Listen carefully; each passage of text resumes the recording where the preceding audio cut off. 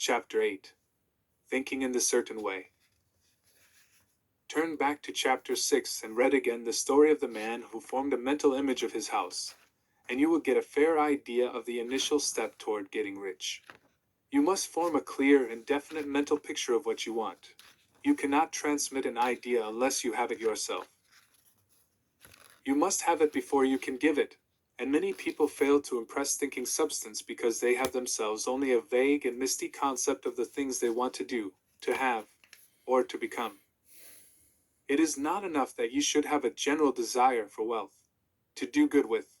Everybody has that desire. It is not enough that you should have a wish to travel, see things, live more, etc. Everybody has those desires also. If you were going to send a wireless message to a friend, you would not send the letters of the alphabet in their order, and let him construct the message for himself, nor would you take words at random from the dictionary. You would send a coherent sentence, one which meant something. When you try to impress your wants upon substance, remember that it must be done by a coherent statement. You must know what you want, and be definite. You can never get rich, or start the creative power into action, by sending out unformed longings and vague desires. Go over your desires just as the man I have described went over his house. See just what you want, and get a clear mental picture of it as you wish it to look when you get it. That clear mental picture you must have continually in mind, as the sailor has in mind the port toward which he is sailing the ship. You must keep your face toward it all the time. You must no more lose sight of it than the steersman loses sight of the compass. It is not necessary to take exercises in concentration, nor to set apart special times for prayer and affirmation, nor to go into the silence, nor to do occult stunts of any kind. Their things are well enough, but all you need is to know what you want, and to want it badly enough so that it will stay in your thoughts. 32. Spend as much of your leisure time as you can in contemplating your picture, but no one needs to take exercises to concentrate his mind on a thing which he really wants. It is the things you do not really care about which require effort to fix your attention upon them. And unless you really want to get rich, so that the desire is strong enough to hold your thoughts directed to the purpose, as the magnetic pole holds the needle of the compass, it will hardly be worth while for you to try to carry out the instructions given in this book. The methods herein set forth are for people whose desire for riches is strong enough to overcome mental laziness and the love of ease, and make them work. The more clear and definite you make your picture then, and the more you dwell upon it, bringing out all its delightful details, the stronger your desire will be. And the stronger your desire, the easier it will be to hold your mind fixed upon the picture of what you want. Something more is necessary, however, than merely to see the picture clearly. If that is all you do, you are only a dreamer, and will have little or no power for accomplishment. Behind your clear vision must be the purpose to realize it, to bring it out in tangible expression. And behind this purpose must be an invincible and unwavering faith that the thing is already yours, that it is at hand, and you have only to take possession of it. Live in the new house, mentally, until it takes form around you physically. In the mental realm, enter at once into full enjoyment of the things you want. Whatsoever things ye ask for when ye pray, believe that ye receive them, and ye shall have them, said Jesus. See the things you want as if they were actually around you all the time. See yourself as owning and using them. Make use of them in imagination just as you will use them when they are your tangible possessions. Dwell upon your mental picture until it is clear and distinct, and then take the mental attitude of ownership toward everything in that picture. Take 33. Possession of it, in mind, in the full faith that it is actually yours. Hold to this mental ownership. Do not waver for an instant in the faith that it is real. And remember what was said in a preceding chapter about gratitude. Be as thankful for it all the time as you expect to be when it has taken form. The man who can sincerely thank God for the things which as yet he owns only in imagination, has real faith. He will get rich. He will cause the creation of whatsoever he wants. You do not need to pray repeatedly for things you want. It is not necessary to tell God about it every day. Use not vain repetitions as the heathen do, Jesus said to his pupils, for your Father knoweth that ye have need of these things before ye ask him. Your part is to intelligently formulate your desire for the things which make for a larger life, and to get these desire arranged into a coherent whole, and then to impress this whole desire upon the formless substance, which has the power and the will to bring you what you want. You do not make this impression by repeating strings of words. You make it by holding the vision with unshakable purpose to attain it, and with steadfast faith that you do attain it. The answer to prayer is not according to your faith while you are talking, but according to your faith while you are working.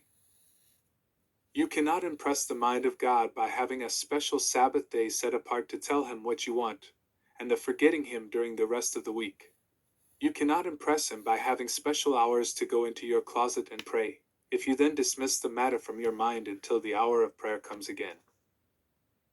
Oral prayer is well enough, and has its effect, especially upon yourself, in clarifying your vision and strengthening your faith. But it is not your oral petitions which get you what you want. In order to get rich, you do not need a sweet hour of prayer. You need to pray without ceasing. And by prayer I mean holding steadily to your vision, with the purpose to cause its creation into solid form, and the faith that you are doing so. 34. Believe that you receive them. The whole matter turns on receiving, once you have clearly formed your vision. When you have formed it, it is well to make an oral statement, addressing the Supreme in reverent prayer, and from that moment you must, in mind, receive what you ask for. Live in the new house, wear the fine clothes, ride in the automobile, go on the journey, and confidently plan for greater journeys. Think and speak of all the things you have asked for in terms of actual present ownership. Imagine an environment and a financial condition exactly as you want them, and live all the time in that imaginary environment and financial condition. Mind, however, that you do not do this as a mere dreamer and castle builder. Hold to the faith that the imaginary is being realized, and to the purpose to realize it. Remember that it is faith and purpose in the use of the imagination which make the difference between the scientist and the dreamer. And having learned this fact, it is here that you must learn the proper use of the will. 35. Chapter 9. How to use the will. Theo said about getting rich in a scientific way. You do not try to apply your willpower to anything outside of yourself. You have no right to do so, anyway. It is wrong to apply your will to other men and women, in order to get them to do what you wish done. It is as flagrantly wrong to coerce people by mental power as it is to coerce them by physical power. If compelling people by physical force to do things for you reduces them to slavery, compelling them by mental means accomplishes exactly the same thing. The only difference is in methods. If taking things from people by physical force is robbery, then taking things by mental force is robbery also. There is no difference in principle. You have no right to use your power upon another person, even for his own good, for you do not know what is for his good. The science of getting rich does not require you to apply power or force to any other person, in any way whatsoever. There is not the slightest necessity for doing so. Indeed, any attempt to use your will upon others will only tend to defeat your purpose. You do not need to apply your will to things, in order to compel them to come to you. That would simply be trying to coerce God, and would be foolish and useless, as well as irreverent. You do not have to compel God to give you good things, any more than you have to use your willpower to make the sun rise. You do not have to use your willpower to conquer an unfriendly deity, or to make stubborn and rebellious forces do your bidding. Substance is friendly to you, and is more anxious to give you what you want than you are to get it. 36. To get rich, you need only to use your willpower upon yourself. When you know what to think and do, then you must use your will to compel yourself to think and do the right things.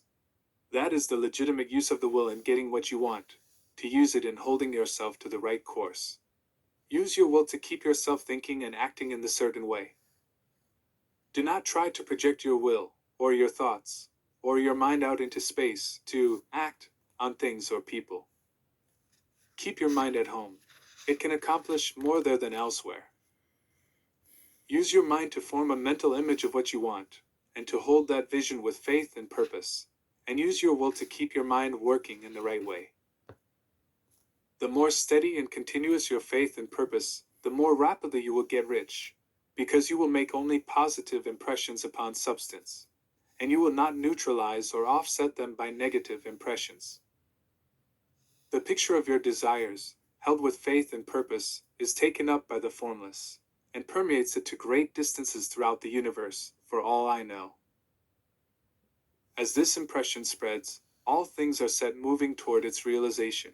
Every living thing, every inanimate thing, and the things yet uncreated, are stirred toward bringing into being that which you want. All force begins to be exerted in that direction. All things begin to move toward you. The minds of people, everywhere, are influenced toward doing the things necessary to the fulfilling of your desires, and they work for you, unconsciously. But you can check all this by starting a negative impression in the formless substance. Doubt or unbelief is as certain to start a movement away from you as faith and purpose are to start one toward you. It is by not understanding this that most people who try to make use of mental science in getting rich make their failure. Every hour and moment you spend in giving heed to doubts and fears, every hour you spend in worry, every hour in which your soul is possessed by unbelief, sets a current. 37. Away from you in the whole domain of intelligent substance. All the promises are unto them that believe, and unto them only. Notice how insistent Jesus was upon this point of belief, and now you know the reason why. Since belief is all important, it behooves you to guard your thoughts, and as your beliefs will be shaped to a very great extent by the things you observe and think about, it is important that you should command your attention. And here the will comes into use, for it is by your will that you determine upon what things your attention shall be fixed. If you want to become rich, you must not make a study of poverty. Things are not brought into being by thinking about their opposites. Health is never to be attained by studying disease and thinking about disease. Righteousness is not to be promoted by studying sin and thinking about sin. And no one ever got rich by studying poverty and thinking about poverty. Medicine as a science of disease has increased disease. Religion as a science of sin has promoted sin. And economics as a study of poverty will fill the world with wretchedness and want. Do not talk about poverty. Do not investigate it, or concern yourself with it. Never mind what its causes are. You have nothing to do with them. What concerns you is the cure. Do not spend your time in charitable work, or charity movements. All charity only tends to perpetuate the wretchedness it aims to eradicate. I do not say that you should be hard-hearted or unkind, and refuse to hear the cry of need, but you must not try to eradicate poverty in any of the conventional ways. Put poverty behind you, and put all that pertains to it behind you, and make good. Get rich. That is the best way you can help the poor. 38.